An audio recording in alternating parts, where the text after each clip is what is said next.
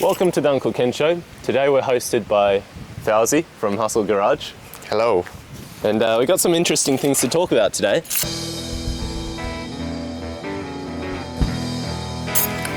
How's it going, mate? Yeah, not too bad. It's an early, brisk morning, so the sun's out as well, not too hot, but Yeah, sure is. I mean, like 8 o'clock, Saturday morning. Can't even tell what day it is. And we're joined by your red 370Z, right? Yes. 2010 370Z, pretty much a sports package around, they're called sports package around the world, but our base model in Australia is a sports package, so it's like a base in Australia, but So in other countries they don't get the sports package, they just get like some standard trim model? Or... Yeah, and so like in the States they have a base model which doesn't come with like sports brakes or anything, but so our base model in Australia is the States sports package in the States, so nice. Yeah, I'm a big fan of these, and I know some people like I've always loved the Nismo variants. I still like these as well. Yeah.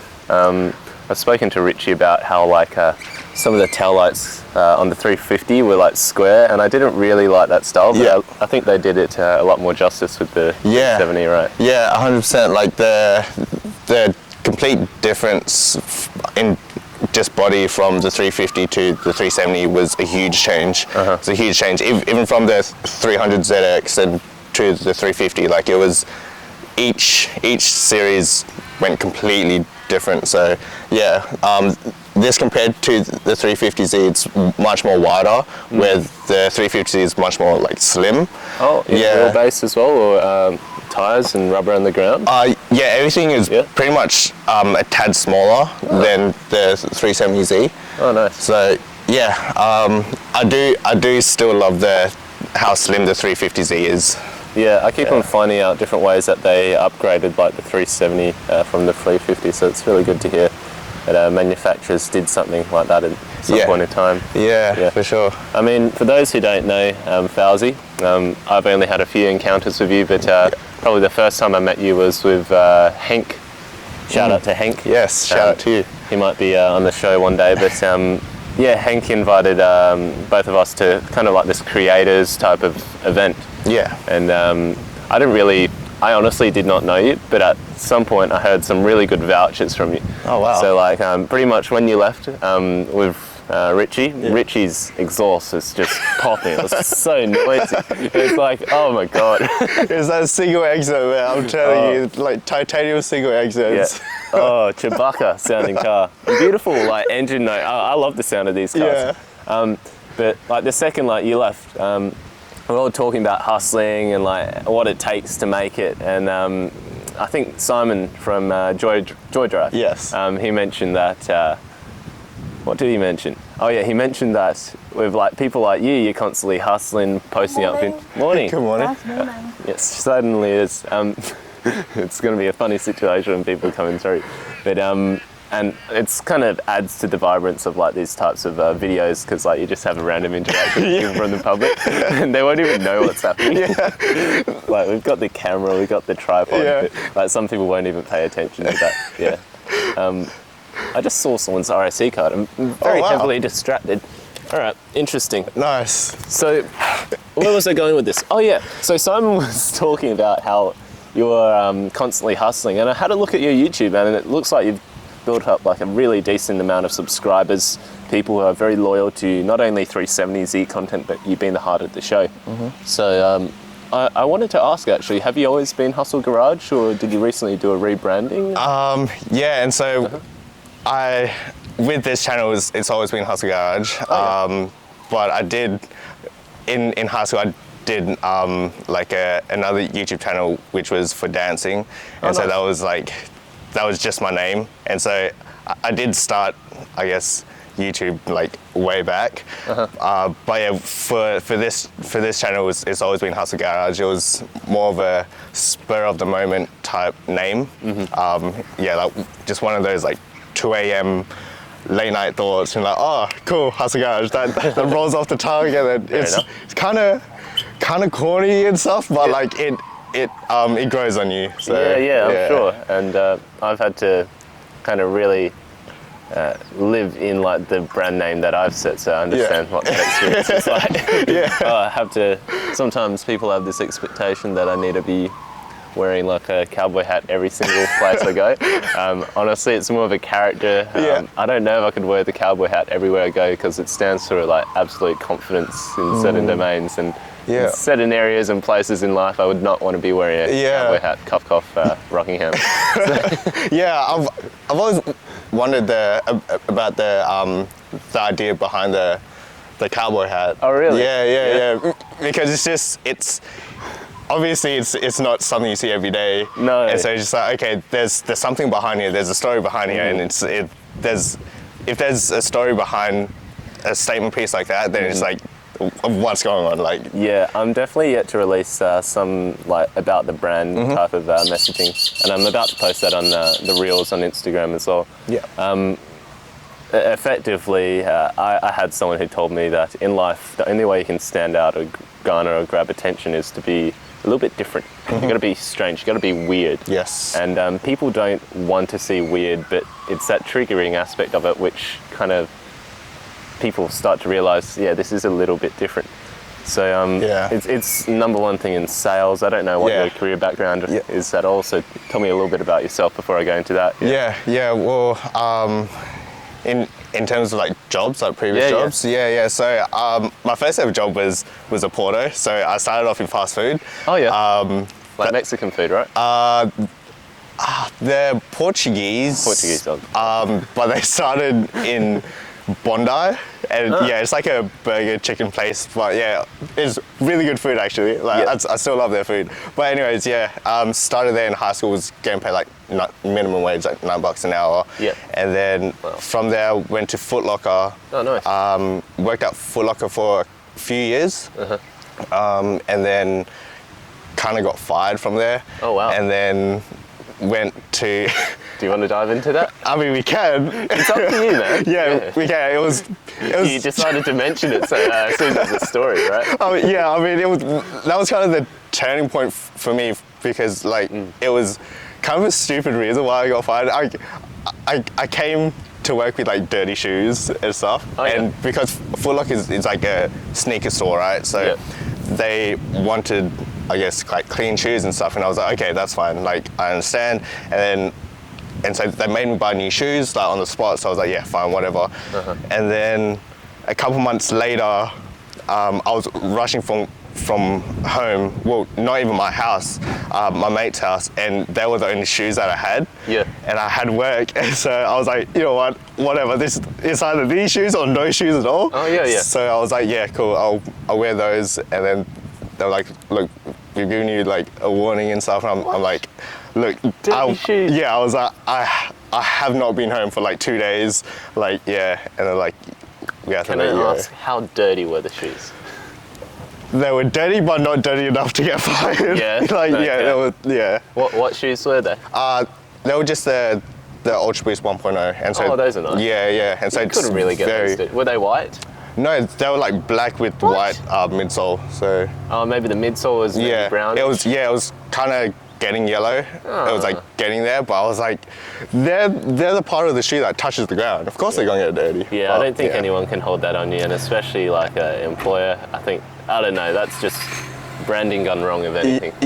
But I mean, no shade on Foot Locker. It was just the person. But like still buy shoes from there. It's just like, it was a big part of my life at one point. So something I'd like to see more is like car collaborations with shoes. Oh yeah, that'd be cool. I'm trying to work with a mate of mine that owns a shoe store. Oh nice. As well. So that's always been an idea to bring those together, because I had a huge phase in my life where it was just sneakers, and that was like priority for me, right? It was just sneakers. And then cars as well. So I just kind of, as like a nostalgic point, it was just like, just bring both of them together and just like. I gotcha. So you have a YouTube channel, and something that I noticed is that you're foraying into the event scene as well. With us. And, that's really what struck out to me, because I was like, you're a true hustler. The online space, I fully support you in that. And then I saw you post like an event, and I was like, that is a big step. So like, how's that journey been, if you don't mind explaining? Yeah. Do you want to promote and kind of explain to what's happening? Yeah, sure. I mean, April Fuels car show, April 1st, so it is on April Fools. And so that's how we kind of got the name, just a name play type thing. Nice, fun. Yeah. You've always been about that hustle, April Fools. Always. I love fun, so it's like, so it's going to be at Claremont Showgrounds, 11 a.m. to 3 p.m. So tickets general release tickets actually come out 11 a.m. Saturday today. 11 a.m. Saturday today. Oh, yeah, and so this will probably come out afterwards, but probably tickets will still be on sale till about a week before the event.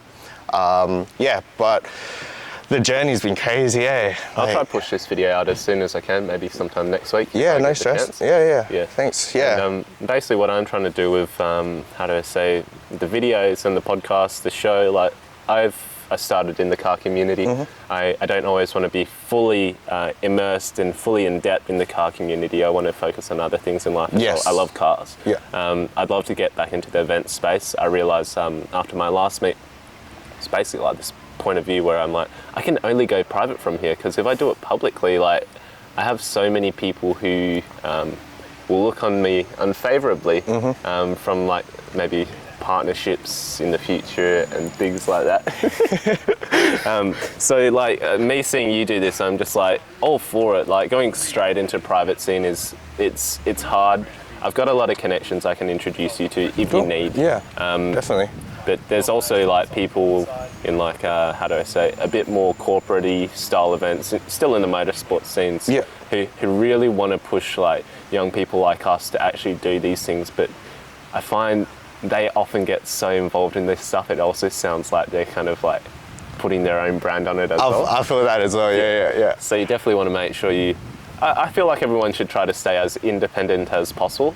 I'm not too big a fan of nepotism and stuff like that, although that's how Perth City works. But I mean, I'm all for what you're doing. And like, how's it been? Because like your social media presentation and the communications is top tier. Thanks, man. What about like behind the scenes, and what do people like not understand about car events that you've learnt now? So much, so much. Yeah, because with normal like car meets that you see every Saturday night or something, you just post a location, time.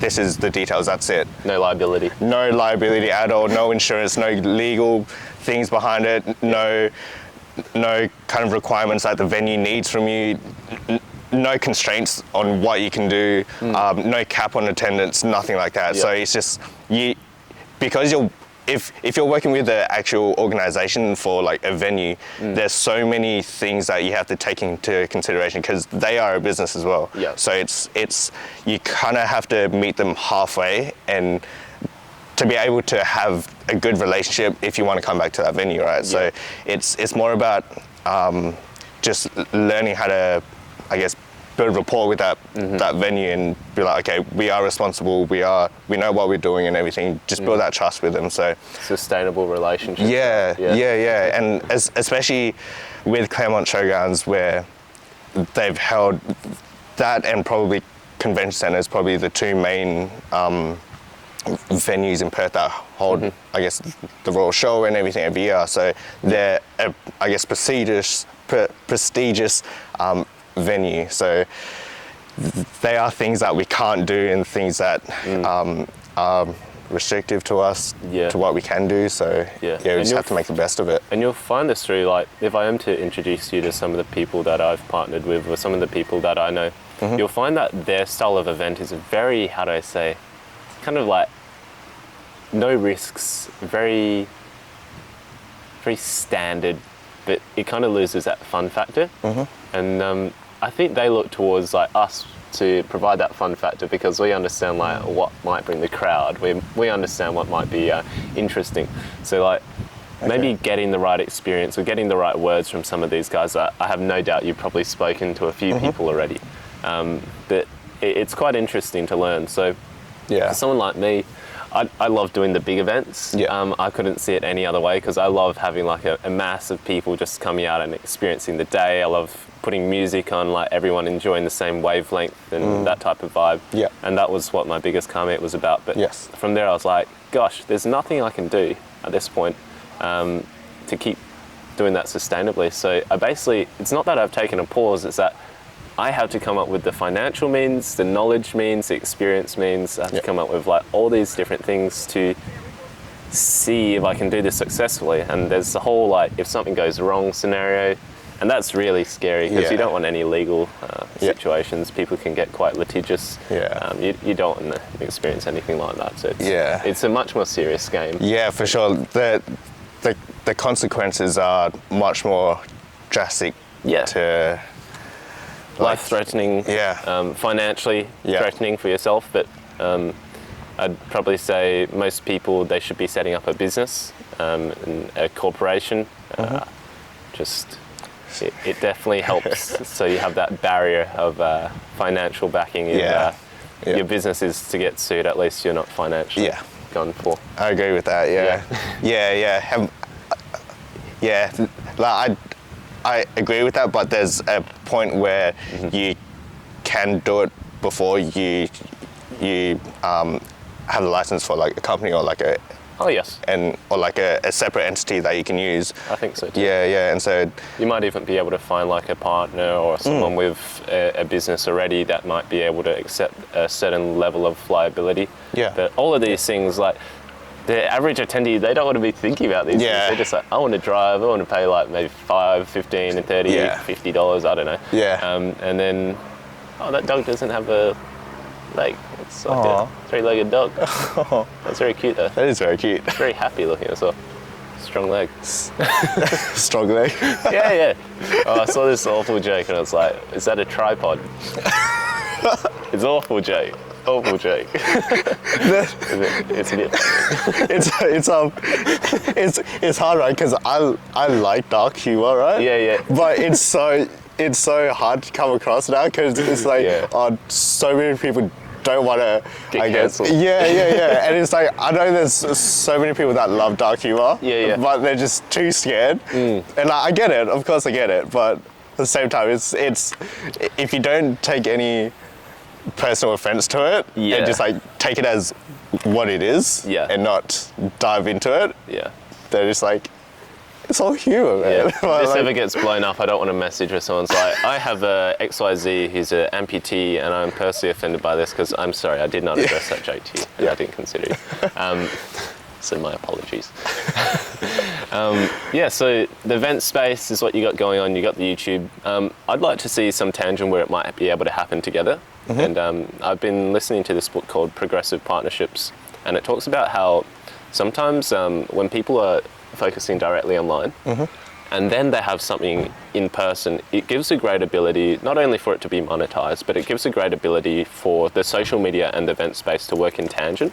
And that's something I really noticed with like my events. I found that like I found that so valuable to actually have like an audience which are people that could have personally met me and they felt like they had a bit more of a stronger connection. Yes, yeah.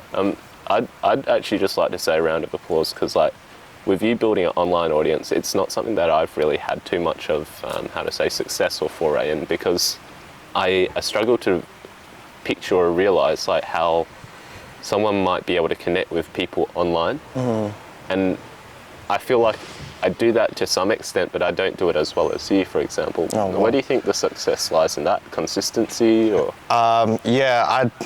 For sure consistency and just honestly being yourself. Like, I know that's such a cliche thing and everyone says it, but when people watch videos, you can tell if someone isn't being themselves or they're putting on an act, right? So that's that for me personally, that's a straight, I guess, break of trust because it's like, okay, you're trying to be someone that you're not, and we can, like, people know when people are fake, right? So it's very, you just honestly just be how you are. If like if you're quiet or like if you're shy or anything, just be yourself. And that was, and being that, it's made it become more enjoyable as well, because I don't always have to put on a face or anything like that. So it's just how you present yourself. Absolutely. Yeah. So one of the points I like to talk about is life philosophy.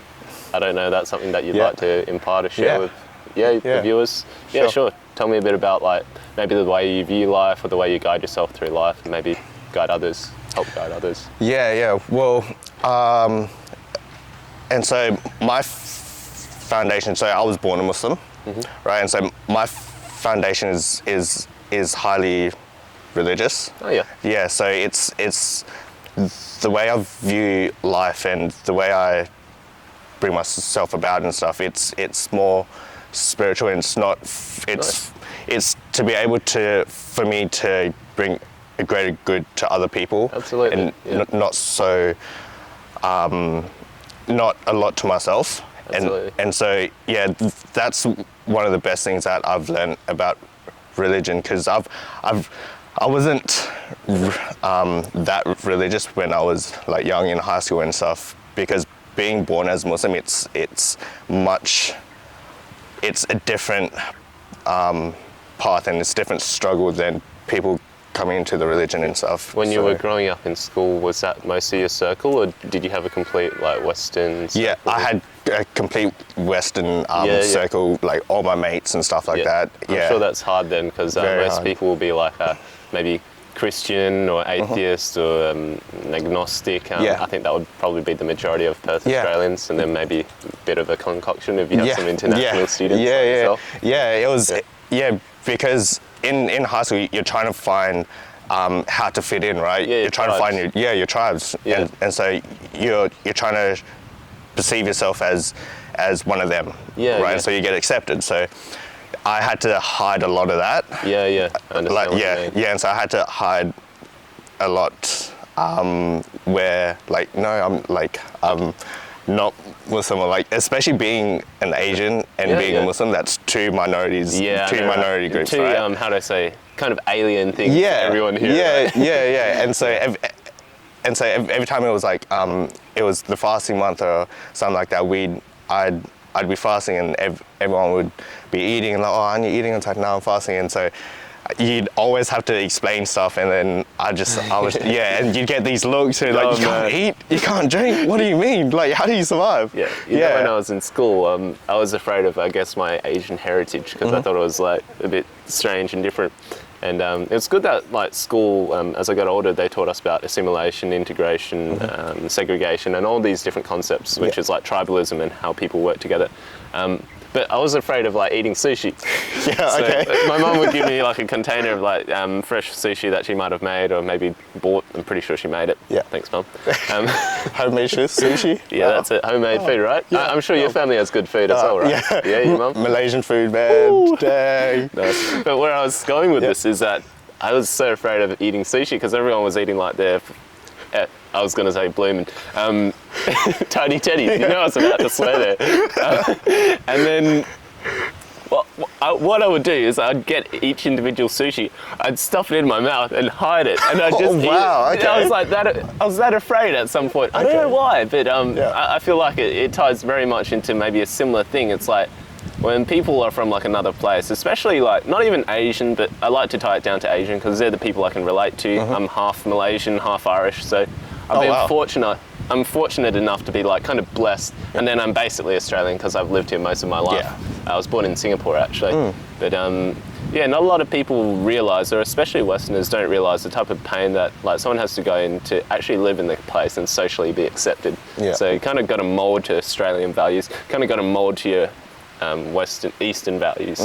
But I find like there's that fine ground where you can kind of like show the world like the best of both. I think that's becoming much more. I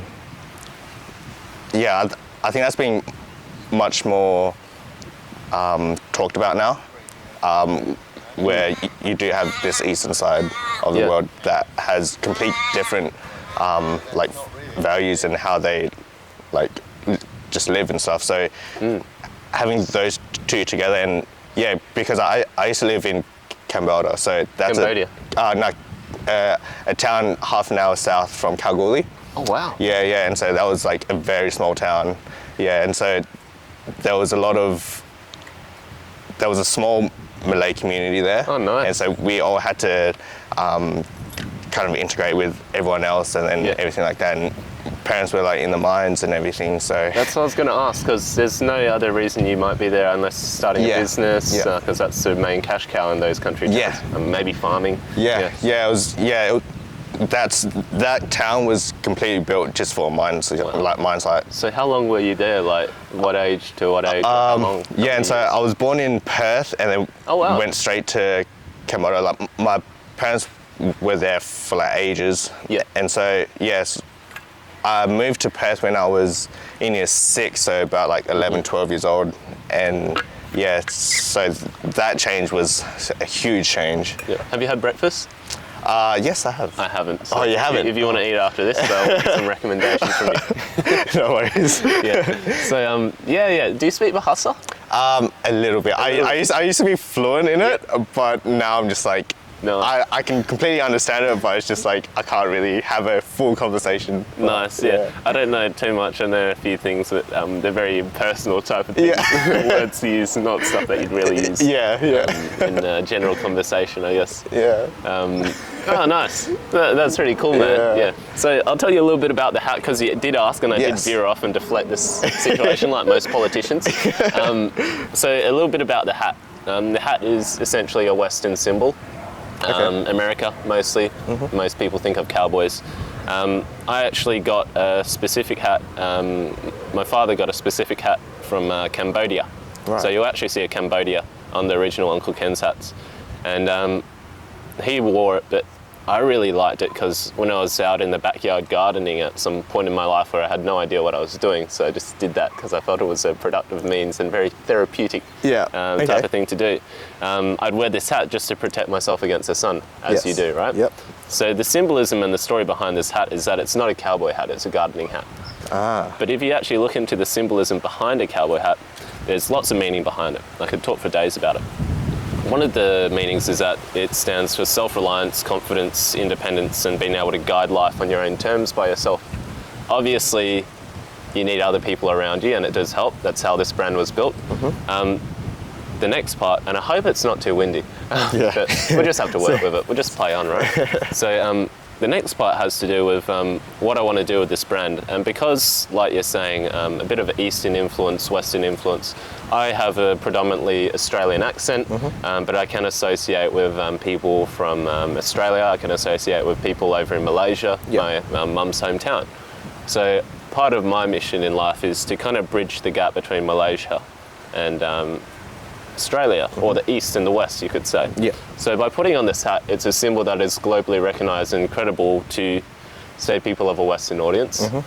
People in a, I guess, Asian audience will be like, what the hell is it? But they'll see it as like this kind of Asian black hair kid, like with that. So I do want to venture into maybe the home food space. I've been thinking about selling noodles, and that's really where that logo comes from. It comes from like seeing all these different home brands and plastered on different products. So I'd like to have like some product that people can have every day, purchasable by anyone, regardless of the socio-economic status, and then just seeing that there. It's a long-term goal, it's a big dream, and I might fail. I might fail. That's fine. At least you tried. Yeah, it could be a lifelong journey, that's what I'm trying to say. So that's what this brand is about. That's what the hat's about. Interesting, that's really interesting. Yeah, right. That's really interesting. Actually, the cowboy hat is not even, it wasn't even made in the West. It's actually a Mongolian, it originates from Mongolia. So that's something I Googled recently, and I was like, wow. Hey, doggy.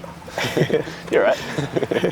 So, yeah, that's the story behind the hat. Interesting. For now. There's lots more to it, but that's it for now. That's very interesting. Wow. So I think someone like yourself, kind of the story that you told me, I was like able to resonate with it because I think you and I share very similar values as to shared experiences.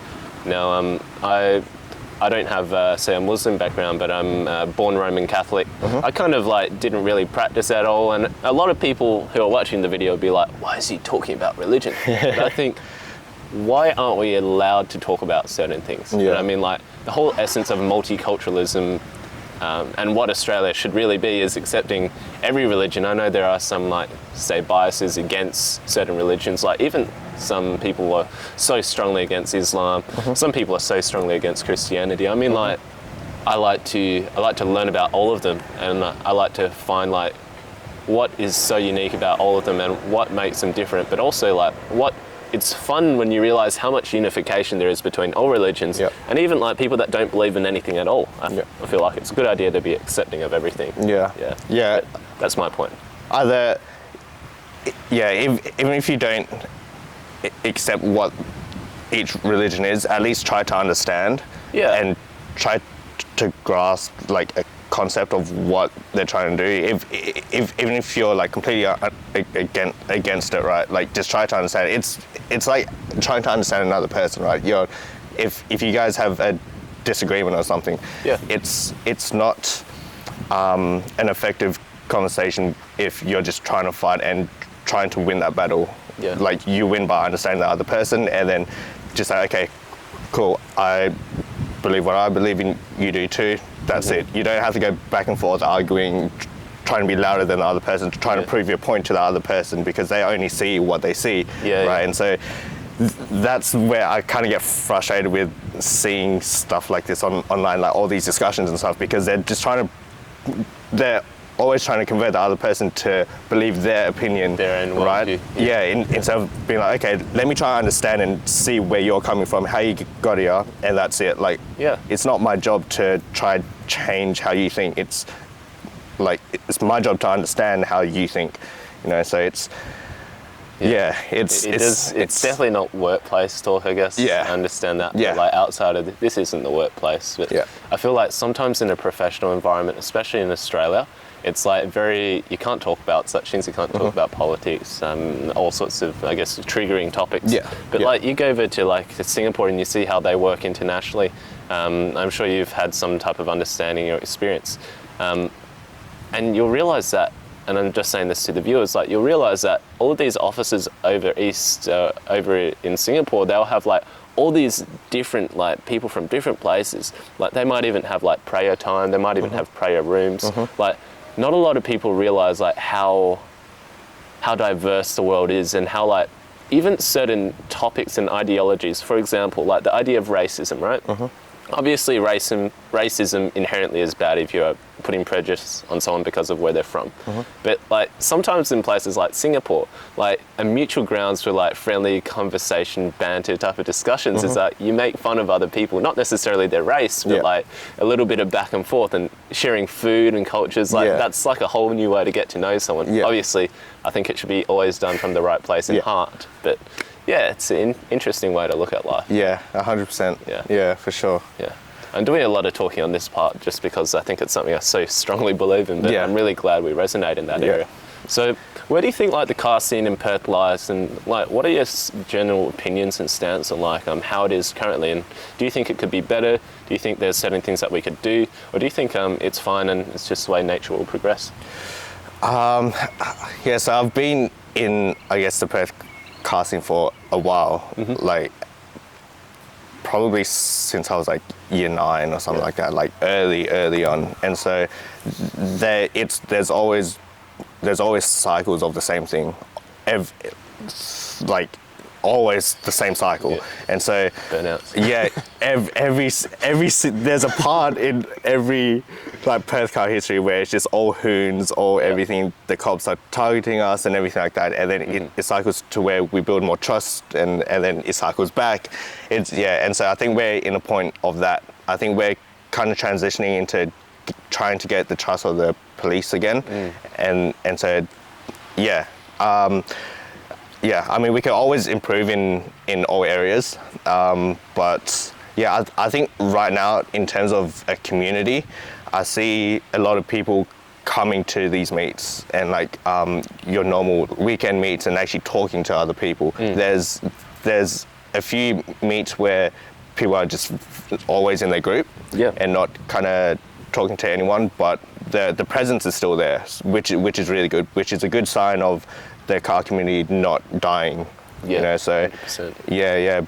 Because there was a time where there was car meets, and there was hardly anyone there, and everyone's like, okay, like, are we dying out, or like what's happening? And so there was a big gap between the, I guess, the oldies to like the mid-20s-ish, and then there was nothing before that, like all your 18-year-olds and stuff like that. So now there's a mix of everyone, which is really good to see, because it's all a train of like phases that everyone is in. So yeah, gotcha. Yeah, and you'll kind of notice like certain groups and people and packs and scenes kind of just dissolve and die overnight. Yeah. Or there just never is another event of that caliber again. So. Yeah, it's the same with like all like the car clubs and stuff. There's always going to be car clubs around and just popping up everywhere. And there's some that are going to last, and there's some that aren't. Yeah. You know, so yeah. Again, it's just time will tell. Yeah. With that. So what interests you most about the YouTube space or making car content in general? Obviously, like for views and having followers is basically, that's the name of the game, right? You want to build an audience, but is there certain aspects or certain areas that you'd like to be? Like you might have had role models that you might want to live a certain life like, or anything like that? And so I was really big on watching YouTube as in high school, especially the Asian era of YouTube. You know, like your Just Kidding films, your Timothy Delgado, your like even in the dance scene and stuff like that. And so I was always watching YouTube. Like have you heard like Ryan Higa? I was gonna say, but I was gonna say their full name, but it might get like I don't, and that's why I kind of like changed it. All right, I'm gonna take the risk and I'll say like their YouTube name is Nigahiga. Yeah. I don't know why they. I don't know, man. Very dangerous to call your YouTube name that. Yeah. I don't even know if I want to say it, but you guys could spell it out. You could type it into YouTube. Nigahiga. Right? Higa, yeah. And they were so funny, bro. I grew up in that same scene as well. And so it's just seeing that, it's just like, it's entertainment, right? And it's just like you feel good, and so it's so creative as well. Yeah, it's especially from back then, like. And it wasn't like any big production or anything. It was just like, okay, here's a camera, let's just talk crap. Like, So what type of dancing are you talking about? The type of dancing that you're into, or the type of dancing that you did? And so I did like I guess the realm of like hip hop. Oh, nice. And so I was big in doing like hip hop choreography dances and stuff. And so like your Brian Puss and stuff like that. And so and so there were so that was a big part of my life, and that kind of helped with me becoming, I guess, quote unquote, sneakerhead, like in that time. Makes sense. And so it was kind of two styles coming together, and then Do you have much of a Perth community into that scene as well? I guess that would be like, mainly. As in like the dance community. Yes. There are role models that you know in the dance community. And so there was a bunch that that were big when I was dancing, but they all kind of moved on with their lives, like families and like careers and stuff like that. I've heard of this guy called Edit. Do you know who he is? Yes. He's done great things. It's been crazy, like especially when he went on to the Red Bull BC one for his breakdancing. That was a big thing, because a person coming from Perth to be on a big stage like that, it's crazy, that's a big deal, isn't it? Yeah. Oh, wow. It's a big deal, and how he's transitioned from like his dancing to his fashion. He's done tremendous things with fashion, with like his shop, his brand. It's crazy. He's gone to like Paris Fashion Week and stuff like that, which is wild. So it is some wild stuff. And so you can't really say anything about his brand. Bad about like his brand, because like he's done it. You know. I think for a lot of people in the Asian community, having like success stories as well, it's like any community, but like especially when you're, say, maybe part of a minority group, or a part of a group where not everyone will accept.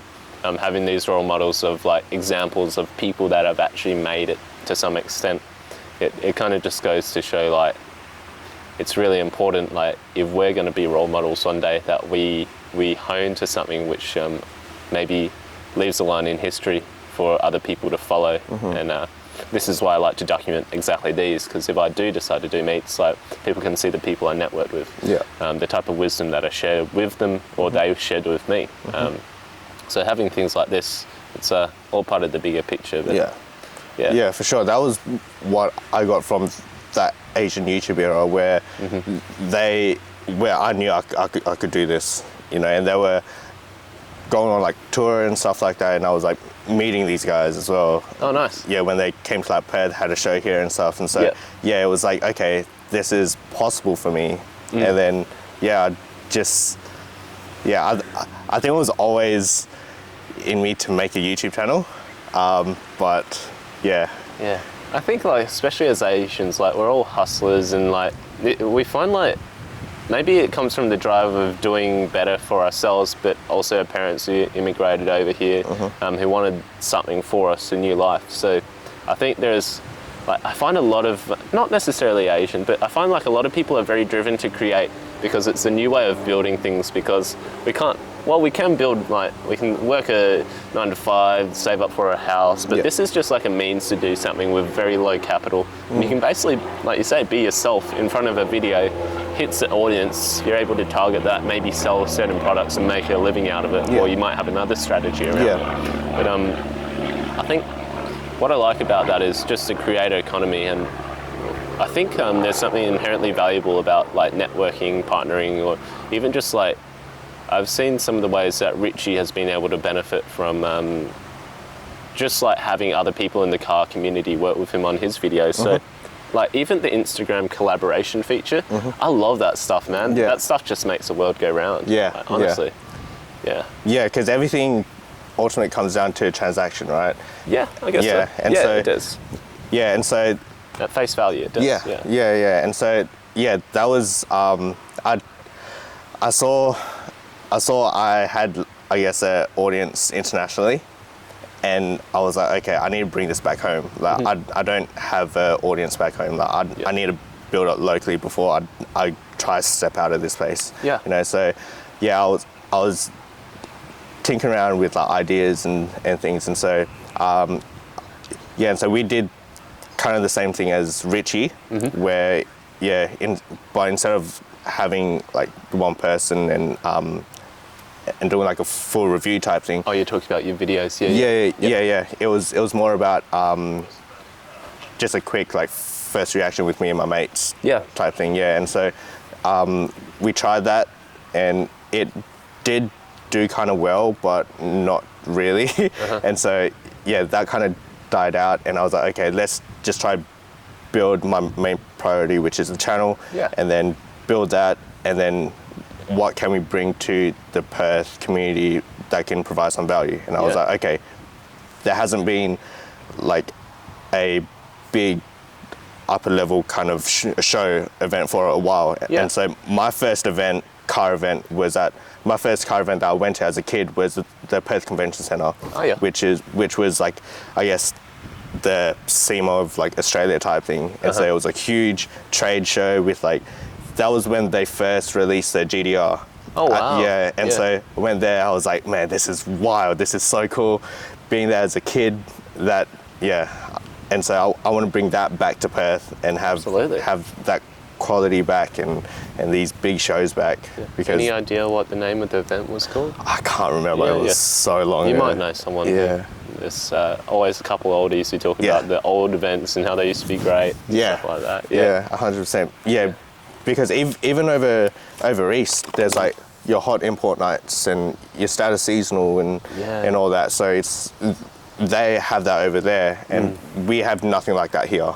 I guess like the population over there helps as well, but we don't have too much over in this small town. It kind of gets a bit abysmal, but it's also like a blessing and a curse in disguise. So it means you can make a name for yourself. I wouldn't say very easily, but like I had someone who told me, it's a very successful businessman, he basically told me, in Perth, you only got to work that bit harder than everyone else to make it. I mean, I can't really say much on that. I don't know but I mean, man, there's, especially with, I guess, the tall poppy syndrome, Yeah. in Australia. It's very, it's It's rampant. I know it's a very group tribe mentality where Tribal, primitive. yeah, pretty much, man. Like, yeah, and so that holds a lot of people back. Yeah, Sure. like, but I mean, us having to adapt our whole lives is just like, look, we've always been the outsider, and so it's I like, guess so. Yeah. Yeah. I do notice it with a lot of people of Asian background, but even there are some Asians where I'm like, bro, you're like fully white. Like, what I mean is like you don't hold any connection to maybe where you might have come from, and Yeah. sometimes it might be sad, sometimes it's kind of cool. It's like they're fully assimilated, and even like their Western friends just like, it's just another bloke. Yeah. And I feel like a lot of people are like that. Yeah. Yeah. I was looking at your YouTube channel, and I noticed that one of the first videos you did got really viral. I don't know if you privated videos before that, or do you know the one I'm talking about? was that the Spaces? Spaces, Yeah, that's it. And they yeah, were I off at R32 GTR. No, really? Yeah, you said it. You said they were, or something was off at R32 GTR. Did I? Yeah, I was curious about that. Oh. Are they still on? I still have the Spaces on. Oh, nice, yeah. But I don't think they were. Oh, the guy I got it off was put it on from an R32 GTR, I'm pretty sure. Yeah? Yeah. This was like, what, 8 years ago or something? 4 years ago. 4 years So, ago? Yeah. I was like, oh. Yeah. Yeah, so you've been in the game for a while, which is good, because Yeah. that type of consistency, you might see a startup channel like mine where it's just under a year, you're like, is this going to crash and burn? But yeah, I find like being in the game the longest helps with credibility. It just shows like where you're going. It also means that you've got consistency, but I think you've posted 111 or 101 videos by now. So Yes, that's solid. something like that. Yeah. Like, it wasn't always consistent. There was years where I wouldn't upload anything for a couple months or like a few months, and that really hurt the channel. Yeah. Like, I just got, I guess, caught up with everything. Yeah. Because all last year was the first year in a while where I was like, okay, head down, let's do this, and let's see where we can go. Yeah. So that whole year, the whole year of last year was literally playing catch up. Yeah. Because if you stop uploading for even a week, Yeah. your second one, your next video has to do really, really well. Wow. Yeah, and so if you stop posting for like a month, 2 months, your channel will get pushed down and nothing will get. Ouch. Yeah, and so it sucks, but I mean, YouTube, you have to do what you got to do, right? So Yeah, it's a hustle. It's a Yeah. competition against the global workforce, I guess. yeah, for sure. And there's only a small percentage of really successful YouTube channels, you know. So it's the odds are against you. Yeah. So yeah, Just when I hear stuff like that, I always think like, why doesn't YouTube say these things, but everyone else says it? So it's like, I feel like even people like Mr. Beast and all these people that have been able to master the algorithms, it's like, at the end of the day, you're working for a company, but it is independent as well. But it's someone controls the game. yeah. But that's just how it works, I guess. Yeah. Unless you have your own platform, it's just basically impossible. Yeah, I mean, it's free to upload on YouTube and make a That's the channel. benefit, yeah. You know, that's a Don't huge have to benefit. pay for hosting. Yeah, exactly. Yeah. No overheads, nothing. You don't Yeah. have to pay for anything. That's true. That's So- pay to play. Yeah. That's fair. And so yeah, if it comes easy as that, then I mean there has to be some rules. Yeah. And- You got new things to look forward to? Because I saw something about a new car or something on your. Yeah. So after this car is done, and so I'm gonna build this car for the show and then have a reveal part of at the show. Nice. So yeah, when this is done, I will have to move on to another car to keep the channel going and stuff like that. So yeah, if things go as planned with this car, if that car is still available, then yeah, I probably will get that car. Any hints? Just things to look forward to. You don't have to reveal your secrets. Small hints. All-wheel drive. So okay, I probably will buy my dad's 4B off him because I love camping and I can't camp in this. I can't go Gotcha. 4B in this. So it's like, I mean, we can try. Next video out here. Done. We'll try it right now. Yeah. Yeah. Okay, so you're Yeah. thinking about going down the 4B route. There is Yeah. a lot of stuff in there as well. Yeah, that as well as having a JDM project car as well. Nice. So, yeah, that project car, I don't want to say anything about that just because if it doesn't happen, then it's like, oh, well, False what's hope. going on? Yeah. And Yeah, so if things fall into line and that car's still available, it'll happen. But Awesome. yeah, so, but I know I will buy my dad's 4B. Yeah. That's it. Yeah. Yeah. I'm not too sure how familiar you are with Ariel from Project 305. She did message me the other day because she wanted to ask about the show in like Vans West and everything. But yeah, that's the only interaction I've had. Yeah, she's a good person to connect with. I've worked with her several times. There's also a few others I'm sure that you'll come across. Yeah. I've seen their stuff and they're doing really good stuff. Like it's very healthy. It's they're touching on a very Project healthy, 305. Yes, definitely. Yeah, and so it's definitely its own niche spot as well. It's a good place to be. Yeah. I think as Perth grows and as time progresses, we're going to see more and more people emerge. It's going to be like more youngsters that just pop into the scene and just kill it. Yeah. So 100%. There's always a person out there that will come up and just blow everyone out of the water and be like, yep, I'm here. That's the way. I'm done. Like, that's the way. Yeah. So yeah, I mean the only way to I guess build off that is make sure your foundation's good. Yeah. And so if you have a good foundation, then you're not as rocky as if someone comes up and they're better than you. You're like, okay, cool, like let's go, let's do this together, or like let's just support each other. You do your thing, but I know my foundation's good. That's it. Yeah. Yeah, I heard this quote recently. I was like, that's great. It's like a successful man, not to be man or woman or anything, but why not women? But the quote goes, let's say a successful person, right? Yes. So a successful person is one that builds a firm foundation with bricks others have thrown at him. Interesting. Yeah. Yeah, interesting. It's a good one because I'm sure on your journey, if you haven't already, you will receive criticism. It's just the nature of the game. You will. Oh dear. Sorry that you have to go through that. Because it can be terrible, man. Yeah. It's terrifying. It comes with it.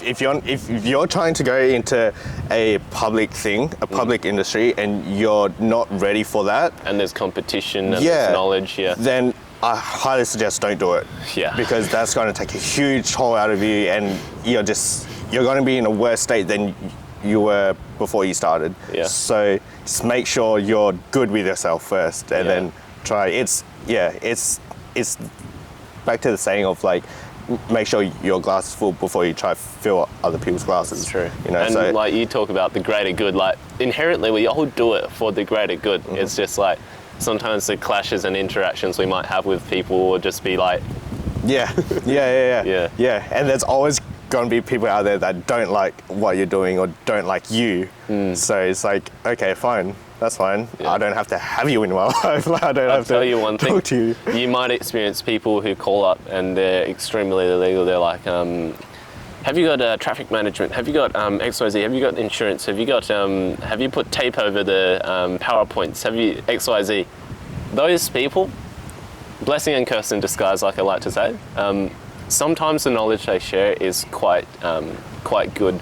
I hate the way they come across, just because some of them can be extremely negative, but that's because they can't handle the emotional intelligence side of packaging that into knowledge to transfer over to you. And it's your job to actually just be the good person that you are and just understand that you receive that pain and then you can polish it up to pass that knowledge on to others. Yeah, I see that. Yeah. Because there's some people that are like very emotionless and just are like point blank, this.